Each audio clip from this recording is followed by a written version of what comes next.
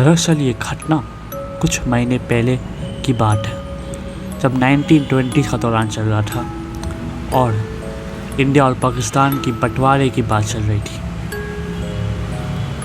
तो एक आदमी ने सोचा कि मैं तो एटीएस हूँ, मैं कहाँ जाऊँगा। और फिर उसने इंडिया और पाकिस्तान के बॉर्डर में बीचों बीच उसने एक घर खड़ा करने का सोचा।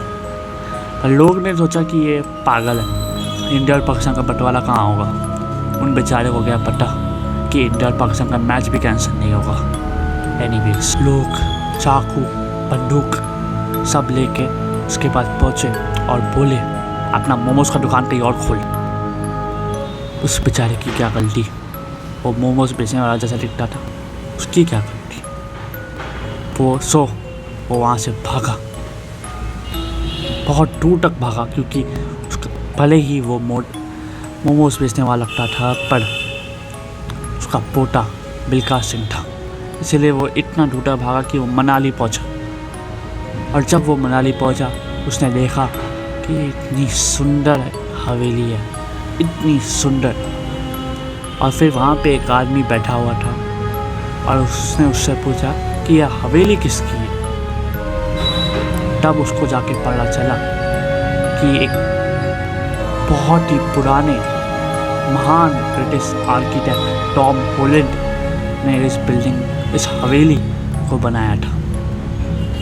पर यह हवेली इतना डरावना दिखता था कि टॉम हॉलैंड ने भी बोला कि फार फ्रॉम होम।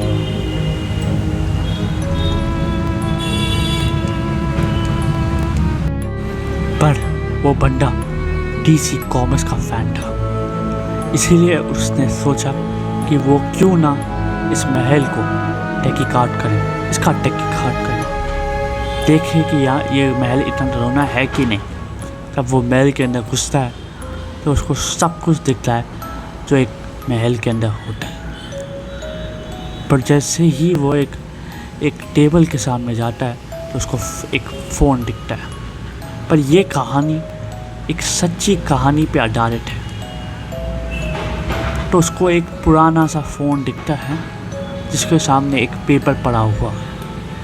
उस पेपर में टॉम हॉलैंड का नाम है और उसका नंबर। तो वो जाके सीधा टॉम हॉलैंड को कॉल करता है और बोलता है कि महल तो बहुत सुंदर है, इसमें ऐसा क्या है। तो फिर जाके टॉम बोलता है कि ये महल सिर्फ डरावना नहीं है, यहाँ पे एक शैतान का बसना है। वो शैतान इंसानों के गल से बहुत डरा हुआ है। पता नहीं क्यों वो बोलता है कि भारत और चाइना की दोस्ती तो ठीक है, पर वो घटिया सा चाइनीज़ ऐप को हमें बैन कर देना चाहिए, बैन। तभी फ़ोन अचानक से कट जाता है और एक आवाज़ आती है। ये आदमी उस आवाज़ को फॉलो करता है और फिर उसको जो नज़ारा दिखता है वो अपनी पूरी ज़िंदगी ना भूले।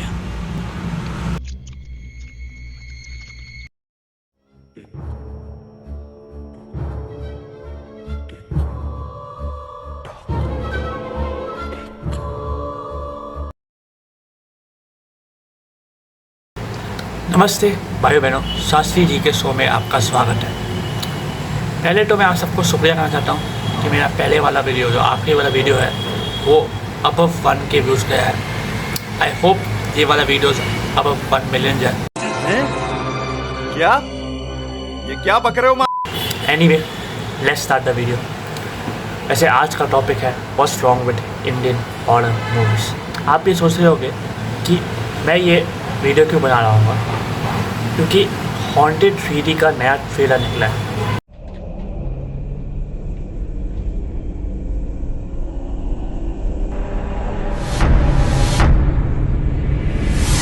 बरसों से भी लंबी ये काली रात है,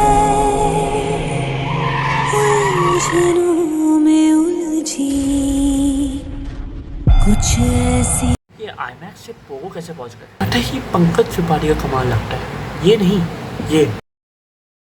मुझे ये बात समझ नहीं आ रहा है कि आनंद पांडे जैसे आदमी जिसने थैंक कॉल मूवी बनाया है, उसको पैसे की कमी कैसे हो सकती है? मतलब अगर है तो वो चाहे तो, अगर उसको कुछ बनाना है और पैसे की कमी है तो वो जाके अर्जुन कपूर के साथ एक यूट्यूब वीडियो भी बना सकता है। बाकी सब तो हम सब जानते हैं कि महेश भट्ट ने अपना पैसा खा डाला है। सांसें कर रही थी बस तेरा इंतजार, तू प्यार है मेरा, तू ही रात क्या खास है इस किताब में? कविता हाथों से लिखी हुई। कहाँ है? कुछ भी नहीं। नजरें तू मिला अनकही पढ़ जा। मैं सच कह रहा हूँ, कल रात ये दरवाजे खुले हुए थे और वो एक लड़की है वहाँ, मैंने देखा उसे। सुन जा।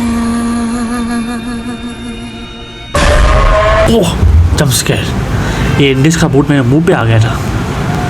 एनीवेज, मैंने एक्टर्स को मूवीज़ के लिए बॉडी ट्रांसफॉर्मेशन का मोटिवेशन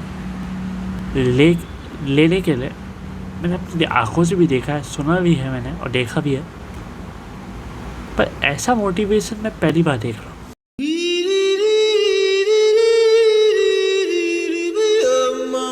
समझ सकता हूँ, इंडियन हॉरर मूवीज़ में काम करने के लिए बंदे को डिप्रेशन में जाना ही पड़ेगा,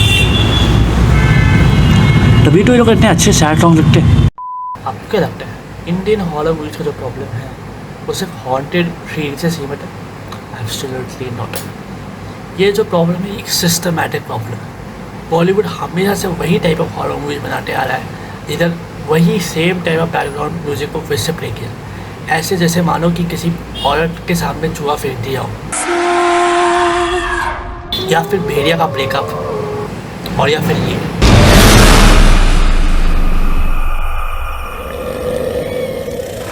कौन है?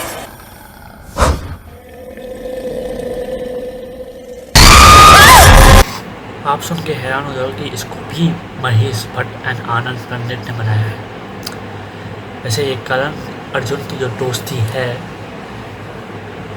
इसको देख के उनकी माँ भी ये बोलेगी कि याद रखना दुर्जन, मेरे करण अर्जुन कब जाओगे। देखिए, सब्सटेंस अब्यूज़ का एंटरटेनमेंट इंडस्ट्री का बहुत गहरा रिश्ता रहा है। ये और बात है कि आज की तारीख में आप अल्कोहल, शराब को सब्सटेंस अब्यूज़ से एसोसिएट नहीं करते हैं। आजकल जो सब्सटेंस अब्यूज़ को एसोसिएशन के साथ है वो है cocaine and other hard drugs, मगर शराब पीना भी सब्सटेंस अब्यूज़ की ही कैटेगरी में आता है। Well he is right, Bollywood में आज भी सब्सटेंस अब्यूज़, अल्कोहल अब्यूज़ वो सब है, इवन तो आजकल लोग भूल चुके हैं, बट अभी भी बॉलीवुड में सब्सटेंस अब्यूज़ है। एंड इसका एग्जाम्पल आप देख सकते हो।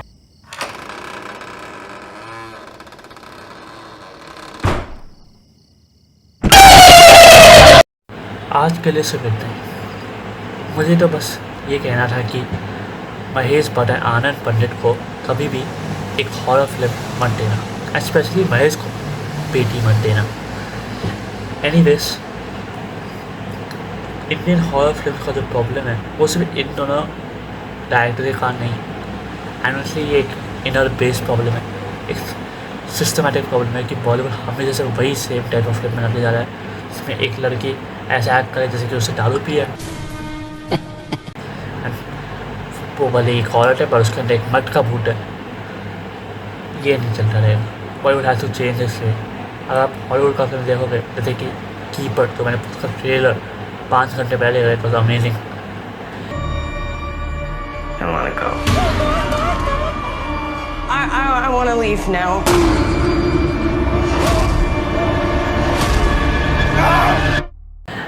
वेपन्स देख सकते हो आप, रिचुअल जो ब्रिटिश हॉरर फिल्म है।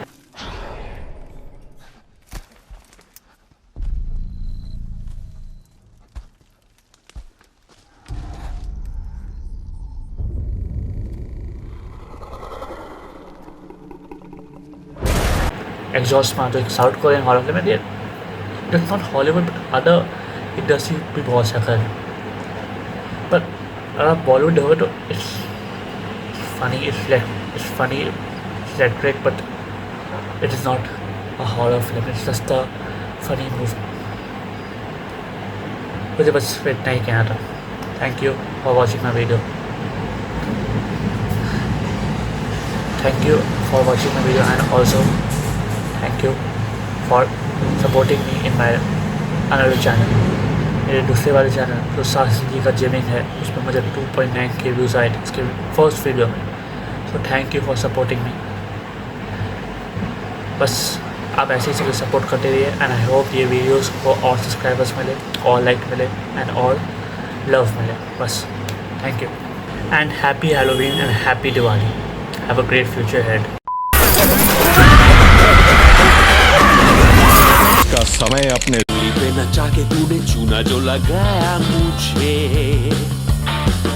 अरे जा